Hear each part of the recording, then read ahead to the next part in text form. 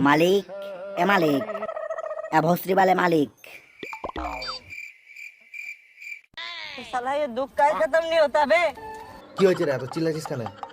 তুমি যেবার আমাকে রোদের মধ্যে দাঁড় করিয়ে রেখেছো এতক্ষণ ধরে, হ্যাঁ তো কি হয়েছে? আর নিজে তো ফ্যানের মধ্যে বসে হাওয়া খাচ্ছ এত গরমের মধ্যে। তো কি হয়েছে? তোকে রোদে রাখলাম তো। তো মালিক এই রোদের মধ্যে দাঁড়িয়ে যখন সিটটা গরম হয়ে থাকবে না, তখন আমাকে কিছু বলতে পারবে না তো কি বলবো আমি তোকে? যে আমি বারা তোমাকে ডাকিনি, এই রোদের মধ্যে দাঁড়িয়ে রেখেছি তো। ঠিক আছে, তোকে বলতে হবে না, তুই ওখানে চুপচাপ দাঁড়িয়ে থাক। দাঁড়াও মালিক, আজকে তোমাকে আমি দেখাচ্ছি আমাকে রোদে রাখার জ্বালা।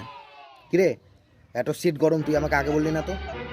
হ্যাঁ মালিক, এখনই আমার সবই আমার দোষ। কখন থেকে বলছি রোদের মধ্যে সিট গরম হবে, তো শুনছি না যখন, আরেকবার তো বলতে পারতি। আর এখন হয়েছে তো তোমার পেছন পুড়ে তন্দুরি মুরগির মতো হয়ে গেছে, তাই এখন আমার দোষ। না না, আমারই দোষ ছিল। না না মালিক আমার দোষ। না না, আমারই ছিল। না না মালিক আমার দোষ।